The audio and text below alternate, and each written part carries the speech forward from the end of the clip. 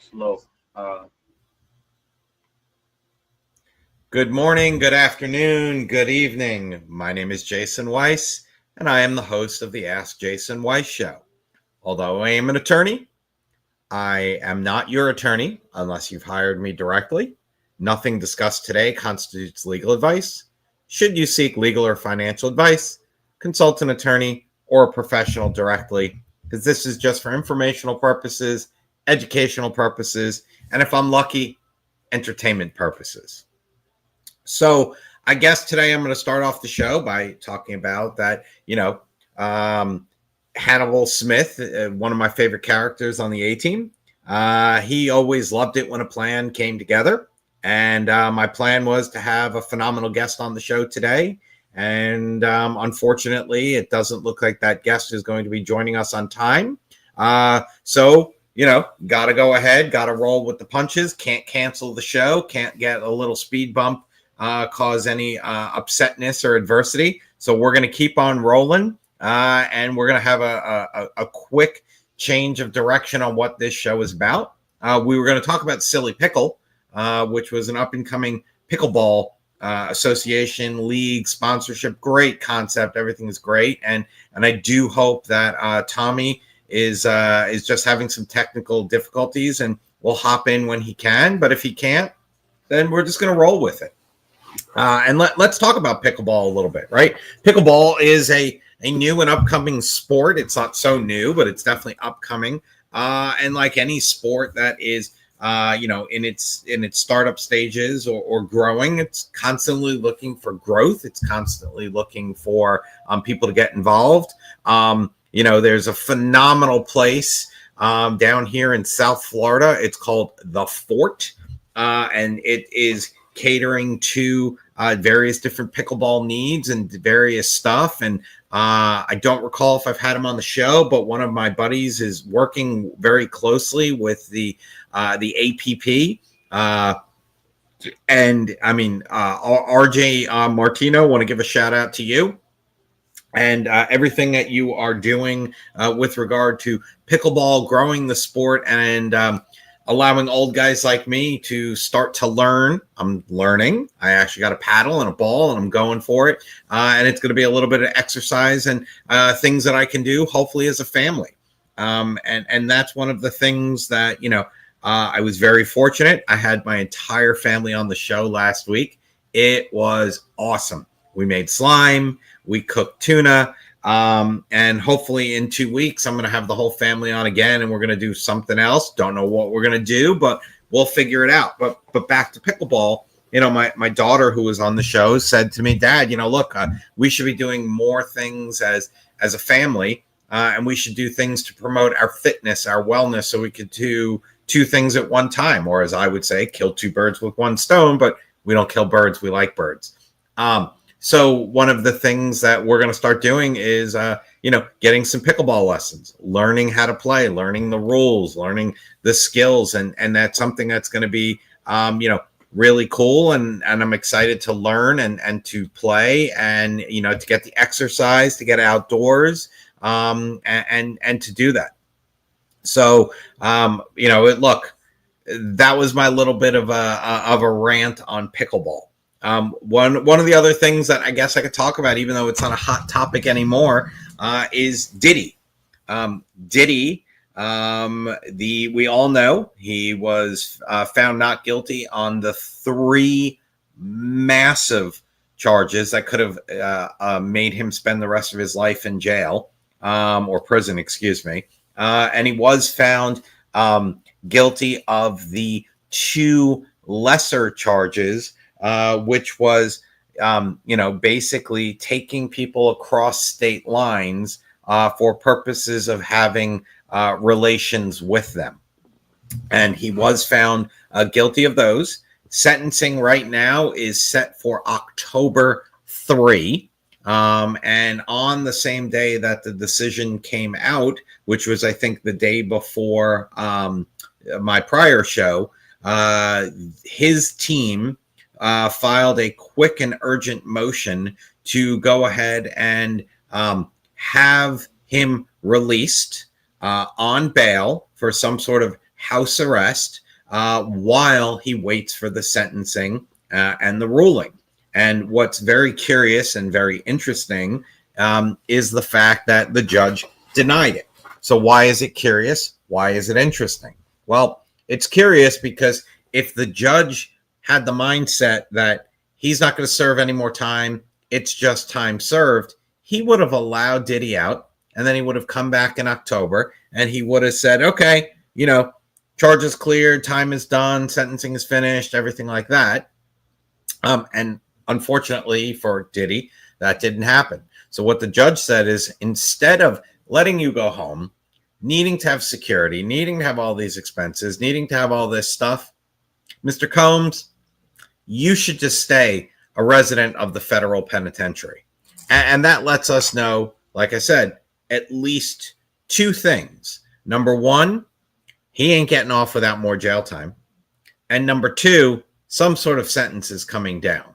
And one of the things that the judge said in that decision to not release him, and I'm not quoting word for word, but it has to do with the fact that Diddy, his own lawyers, said that he is basically not a good person. That's what they said. He's a dangerous person. And the court even threw that back at his lawyers' faces. Now, don't get me wrong. The outcome of that case was pretty good in Diddy's favor based on all of the charges. I don't think it was a complete victory and a complete win, because he is going ahead and going to be serving more prison time. But I foresee, and I'm calling it now, that he's going to get somewhere between 2.5 to 5 more years. He's already served 10 months.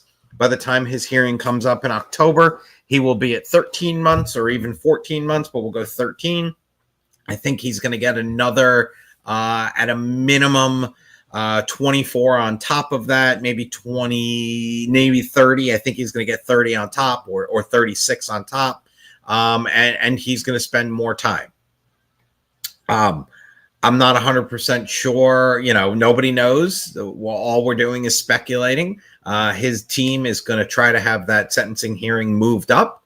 But the Department of Corrections, in any type of case like this, they get 90 days to make a recommendation to the court as to how he should stay, how long he should stay, and what he does.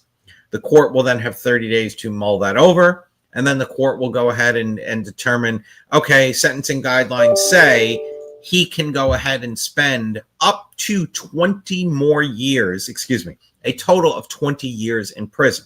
At that point in time, he'll be over a year, so he will have another 19 years that he could have. And that would be if the sentences for the two ran concurrently, meaning you finish, consecutively. I apologize. Running consecutively, meaning it would be 10 years, and then right after it, another 9.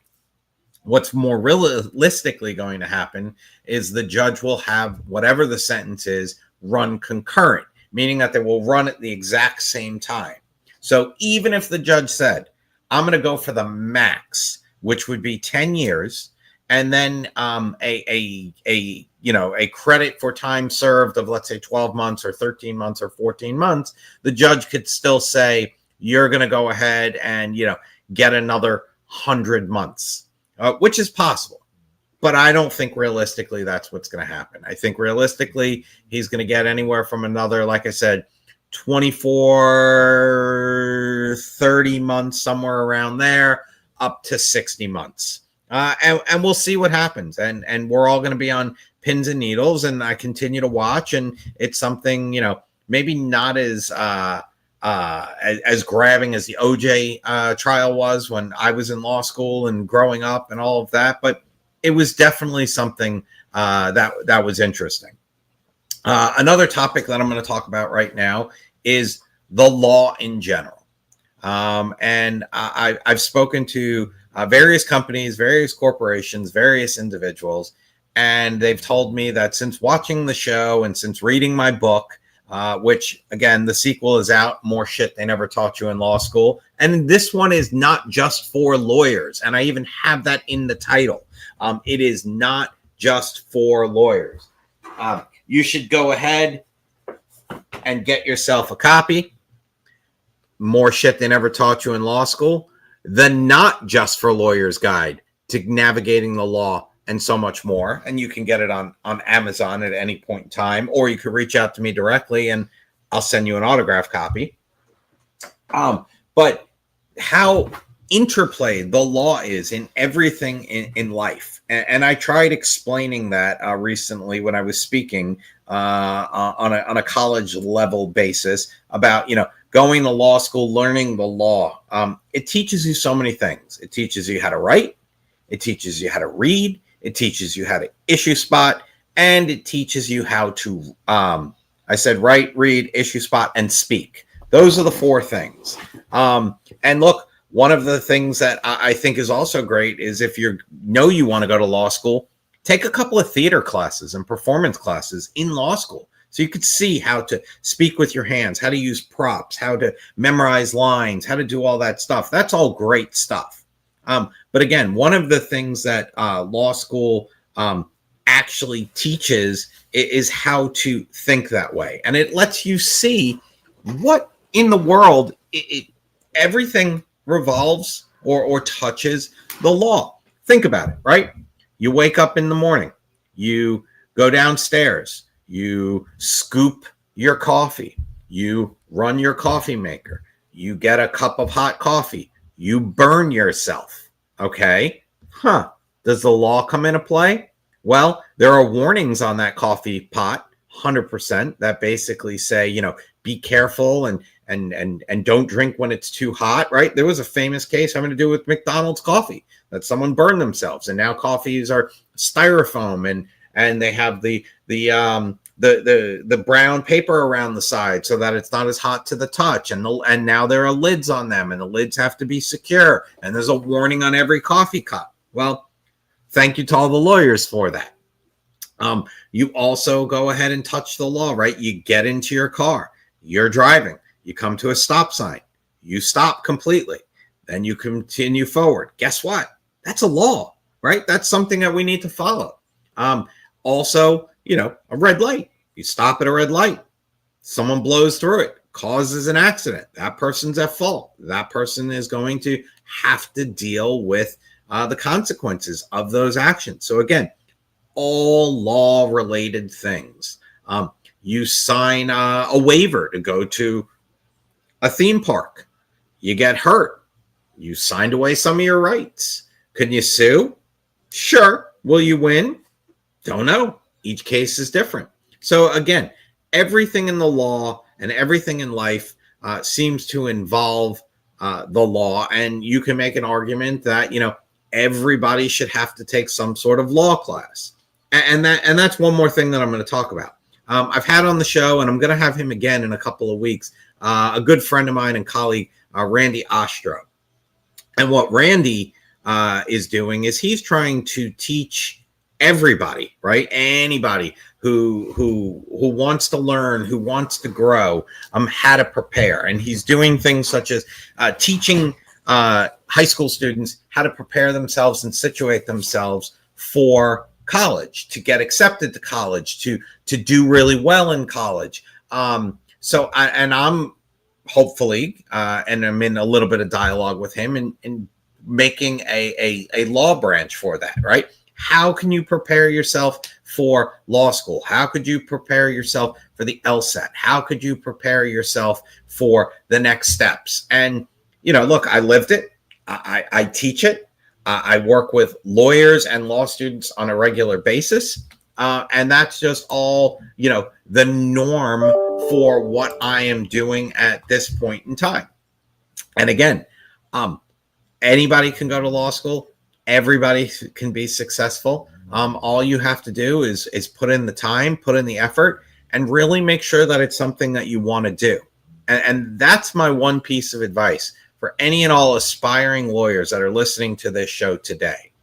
Make sure it's something you want to do, because it will be a part of you. It will be a part of your life, and you will need to go ahead and, continue down that path. Look, if you're a lawyer, you gotta market, right? You got to go out and get clients. You got to be a worker. You got to do good work on the client's work so that they're happy with you.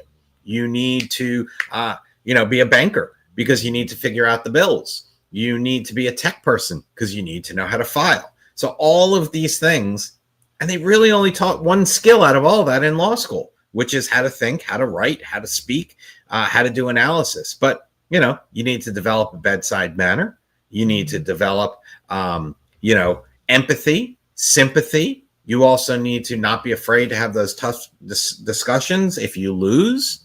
So there are so many things that, you don't think about. You think it's just, I'm going to go to law school. I'm going to get a law degree. I'm going to knock it out of the park.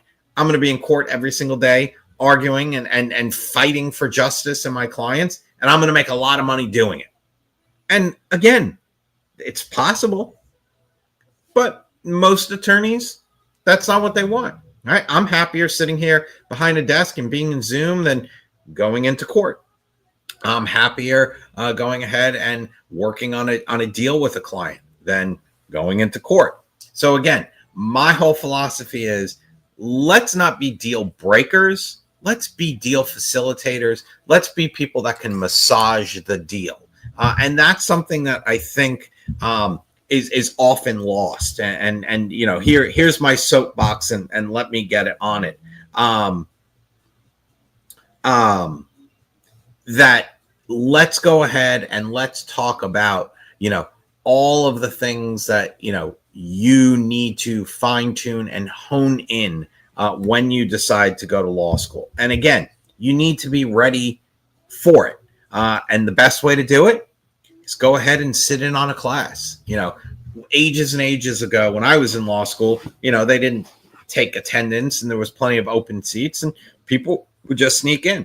Even when I taught on the law school level, there were plenty of open seats in the room that people could come in and just sit. And I think it was called like auditing a class. Do it. Don't take for granted what you see on TV. Don't think it's like Law and Order. Don't think it's like any of these lawyer shows. Go in, check it out. You can figure out, what it is you want to do in the law, but find out if it's for you, right? It might not be. Your passion you might be something else, right? You don't need to be a lawyer to be a contracts administrator. You don't need to be a lawyer to be a paralegal. You don't need to be a lawyer to do M&A. You don't need to be a lawyer to do private equity. But again, that law background and learning and trying to get it all done, it's awesome. And here's the one other point that I'm going to get to. And we're going to go to commercial in a minute or two, and you'll see why I'm getting to this. When you are in law school and you have family, a loved one, a girlfriend, a fiance, a boyfriend, pets, parents, obligations, make sure they're all on board. Not so much on board with the fact that you're going to law school, you're taking out loans, but make sure they're there and ready to basically support you, be a part of your inner circle. And what do I mean by that? I mean that law school, when I was going, I was fortunate enough that I had Tova with me who would help me with certain things. And she might not have been able to, even though she did, she typed papers for me because a lot of things I would still handwrite and she would do all of that. But little things that I didn't have to worry about, right? I didn't have to worry about, did I go food shopping so that there's food waiting in the refrigerator? I'm not saying that, she only goes ahead and, she'd be the only person to shop or the only person to go to the grocery store, the only person to make dinner. No, but at least I knew that if I couldn't make it to the grocery store, hey, when you're on your way home from work and you swing by the grocery store, I didn't have to first go to the grocery store, plan everything out, do it. So when you're going to law school and you have people in your life, just make sure that they're on board, that they're ready to support you. And it might be important for them to know what that really means and what could be expected. So what that means and what could be expected, I don't know. We're going to cover that after the break. So we're going to go for a quick commercial right now. And then we'll be back in 25 seconds. And we're going to talk about, what you could tell the people around you when you decide to go to law school, what they can expect. We'll be right back, and we'll talk about expectations from law school when we're back.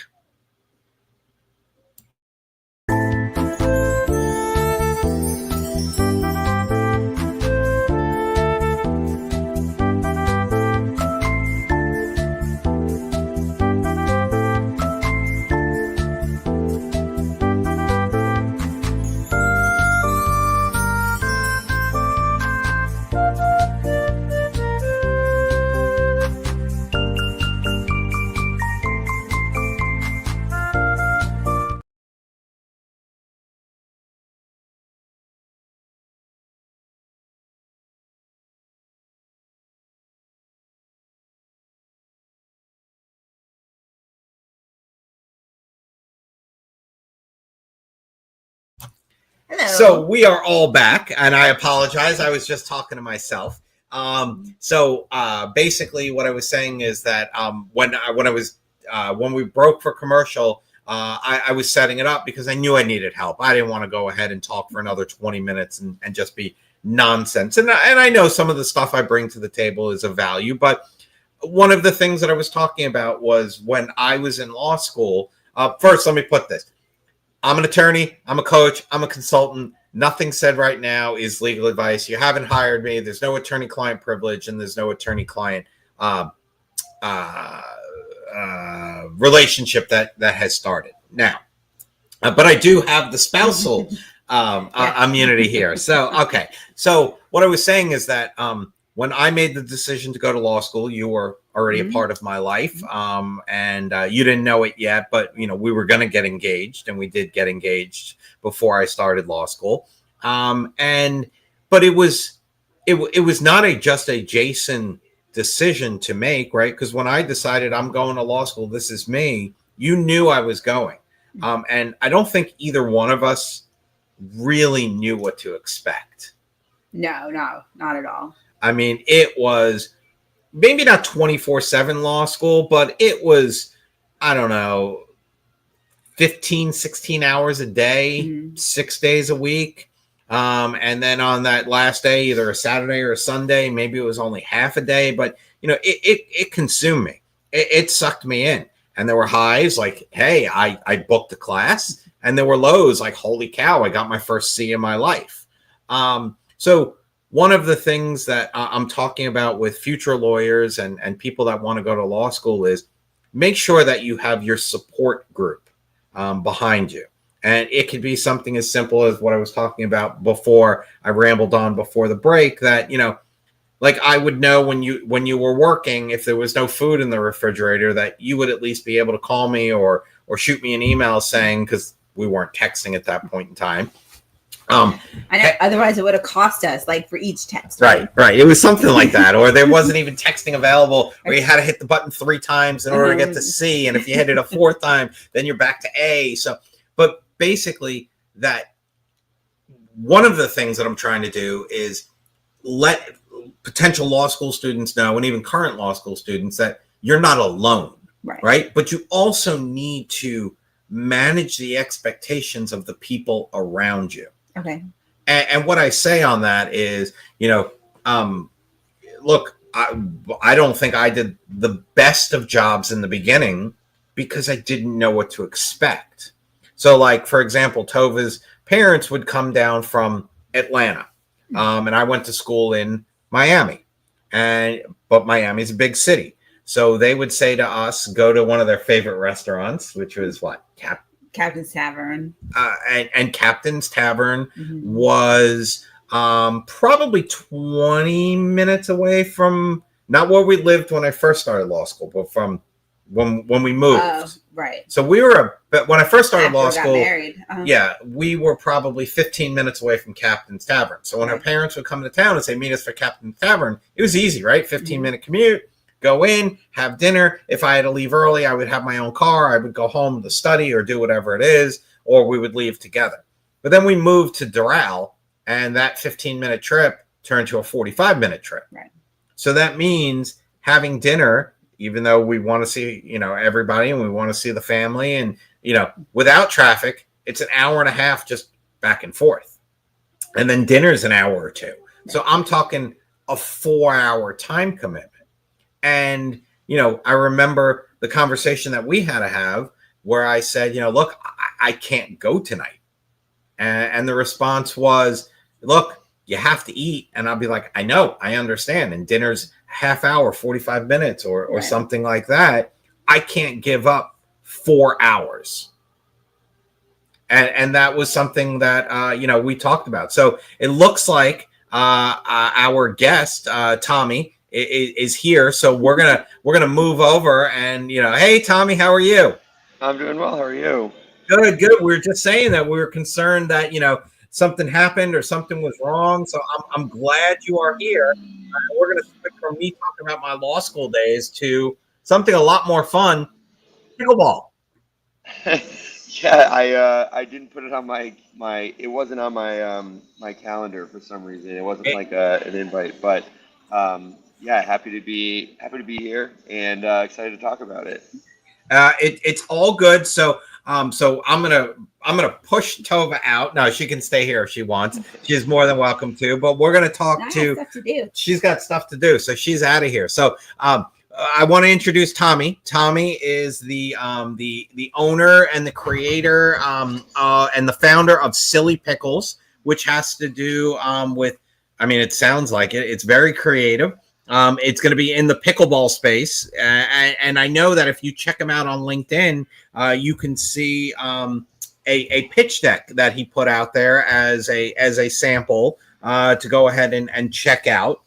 Tommy is a Notre Dame University graduate, so for all the rivalries, I think maybe with UM and a couple of others, we'll put that aside. But Tommy is here, and he's going to tell us a little bit about what Silly Pickles is and how his simple idea turned into a deliciously silly success. And I love the fact that you build on that silly idea. So tell us a little bit about what Silly Pickles actually is. Yeah. So good to be on. So yeah, grew up playing soccer and tennis. And playing a bunch of like adult rec sports leagues. So I don't know if you've played in any sort of like kickball league, soccer league. Yeah. Exactly. World Adult Kickball Association. Yep. So exactly like that, except for pickleball. So we run what we call the world's funnest pickleball leagues. And it's a little bit, with I have a kickball game later tonight, actually. And with sports like that, you can absorb a lot of different athletic abilities. So you can have people on the team that are super athletic and people that are not so athletic. And it doesn't really matter. It's still fun.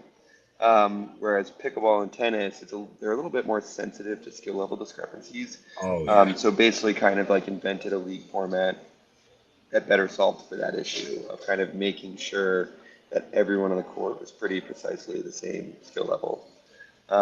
And started expanding that model of kind of like, we have a proprietary software program that automates a lot of the pain points around scheduling and dynamically adjusting people's skill levels based off of results. And yeah, started expanding that in cities across the country. I think we're in 26 states now.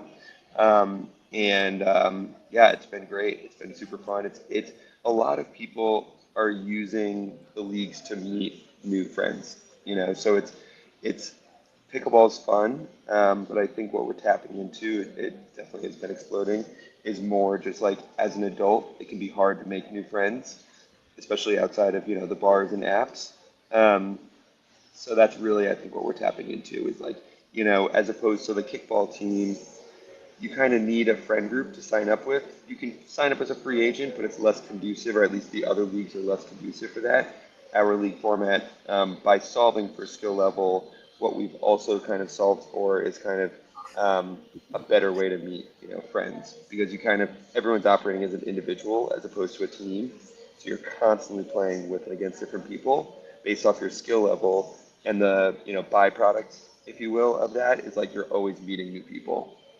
That's really cool. So it sounds like it's a combination of pickleball, so you can get out there and get some athletic and some exercise and build up a sweat, and kind of like a speed dating type thing, right? Where you get in and you have that speed dating thing. And I just finished watching The Accountant 2, the sequel to the Accountant, and I'm not giving anything away, but he does something in a speed dating app where he builds up the algorithm so everybody's lining up to see him. So it was great. But I guess is the software that has to do with your rankings. I mean, other than your win loss, I guess, and I don't want you to give away proprietary information, so don't.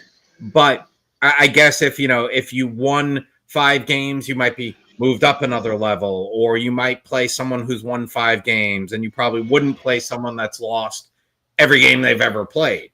Yeah, at a simplistic level, so our format is, on a given night, there's 4 people on a court.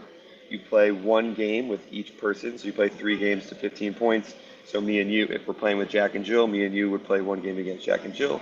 Me and Jill would play 1 game against you and Jack, and then me and Jack would play 1 game against you and Jill, and you total up your points out of 45 points. And the top 2-point earners move up in the rankings, and the bottom 2-point earners move down in the rankings.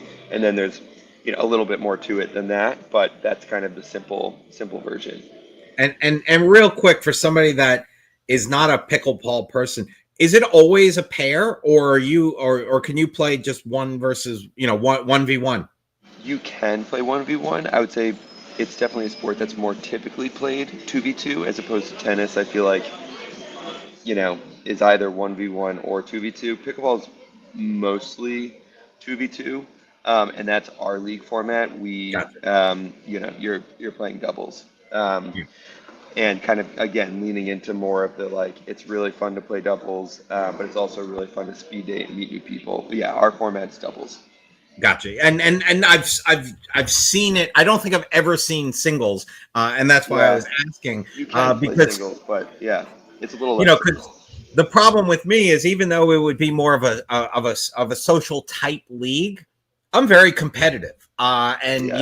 Look, I don't think, if I picked up the racket and went and played you for the first time today after this show, I wouldn't expect to win. And I probably wouldn't expect to score more than 1 or 2 points. But I think what would annoy me is, my unforced errors or my partner's unforced errors. I'd be like, come on, let's at least get 3 points out of this game, something like that. Yeah. Do you have, are you in Florida? Because that's where I am. I'm in Chicago, actually. I meant you said you were in 26 states. So is Florida one of the Miami. states you're in? Yeah, you're in Miami. We're working on Fort Lauderdale. We're also in Orlando, and we're also working on a handful of other cities that have a lot of young people. But yeah, right now we're in Orlando and Miami. Gotcha. And do you know anything about, I guess, the sport? It's called padel. Are you familiar with that? Yes, we're gonna start getting into that space too. Would you like to explain to the listeners what is padel and how it differs? Forget about the rules, just the generics, the basics. The vibes. Yeah. So I'd imagine your listeners are more similar with, or more familiar with tennis. So it's kind of like, I would say, racquetball. Yeah. Pickleball is kind of like, pickleball is in between ping pong and tennis, and then padel is in between pickleball and tennis. It's a little bit more closely similar to tennis. You have like a paddle, padel, and then you can also the one biggest thing is I would say the court size is quite literally in between a tennis court size and a pickleball court size.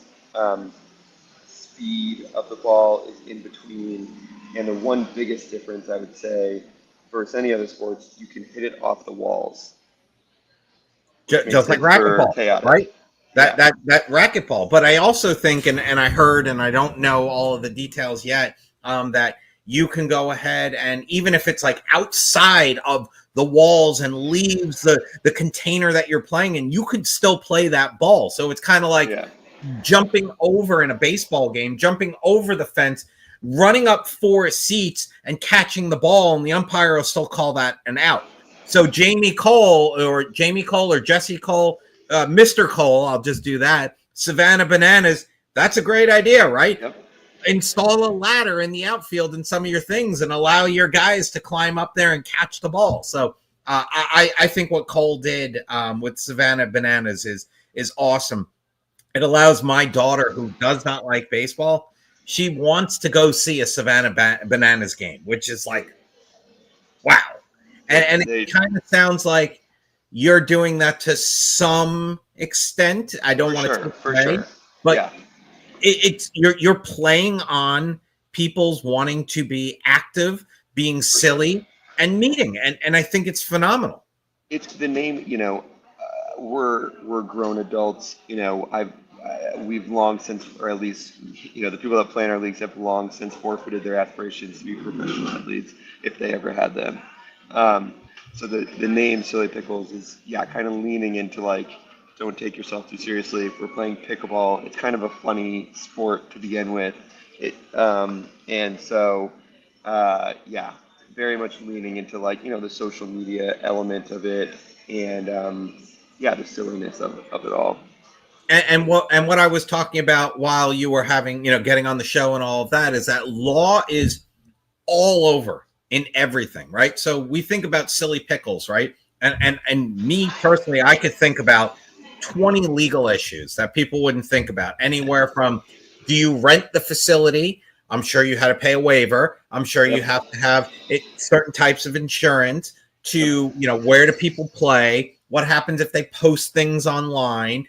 You have some phenomenal graphics that came up. What if somebody uses that graphic? And these are all the things that the law plays into. Something as simple as a silly game, to use your own words, and getting out there and exercise. So, I mean, think about it. In 30 seconds, I talked about 20 legal points, and I'm sure you could add a ton more. So my whole thing is that law is everywhere, like it or not. We're all about the law. We're all about that. And as an attorney who needs to get off his butt, and I was talking about that I'm going to learn how to play pickleball. Silly Pickles might be the way to do it. Learn it so that I don't get yelled at by the guy who is twice my age and 3 times as skilled as me as to why I missed the ball. I've seen some of these older and wiser individuals playing pickleball, and you would think that, you did something terrible to them just because you scored a point. Yes. Yeah. No, the legal, I mean, even now, like even related to the raise, issuing the first full-time employee equity, we have a holdco, Silly Sports, that's like a C Corp, and that owns Silly Pickles LLC, and like the relationship between them. And I initially the IP of the software was in my name personally, as opposed to Silly Sports. So we're transferring that to Silly Sports now. And to your point, liability, element related to running these leagues. We've already had some people that have fractured their foot, unfortunately, and, just protecting ourselves from, covering the metal, all that kind of stuff. There's a lot of legal elements. It's not my favorite, part of the business, but there are certainly plenty of legal considerations into, kind of pretty much everything we do. And that's why I tell people all the time, everybody needs a general counsel, even if it's on fractional, which is what I'm doing right now, fractional legal counsel and all of that. We're winding up because we got to be capped in that. But real quick, and I think I know the answer. If somebody wants to learn more about Silly Pickles and what you're doing, check out sillypickles.com. You could always email Tommy at sillypickles.com. And if somebody just wanted to learn the generals about, pickleball, is Silly Pickles a route that they could take? Yeah, 20% of our league has never played in their life before night one. And we have what we describe as zeros, which self-reported, but basically people that describe their skill level as never have played and very, very uncoordinated. And we have plenty of zeros on the court. We'll put you on a court with other zeros, and we'll have a babysitter that'll basically teach you the rules. So I think I need to be a 0.5 because never played but play tennis and have some coordination. Oh, then you'd be like a 10 or 20. Yeah, you could. No, I'd be like a 0.5. So it's all Okay, good. yeah. It's all good. So Tommy, thank you again for joining. I see you look like you're having a meal or doing something. If you want to give a shout out to where you're at, so that they know, and I'd love to have you on the show again in a couple of months to hear more about Pickles. So where are you eating, and give a shout out to them. Yeah, it's a coffee shop that I'm working from, Collectivo. There you go. Yeah, they're great. So Tommy needs his caffeine so that he can run around and do more pickleball stuff. So Tommy, thank you so much. Again, everybody check out sillypickles.com. It's free to check out the website. And I'm sure it's even better if you go out and do it. As someone that played in the World Adult Kickball Association, if Silly Pickles is anything like it, which it sounds like it is, you're going to have a blast. You're going to get exercise. You're going to meet friends.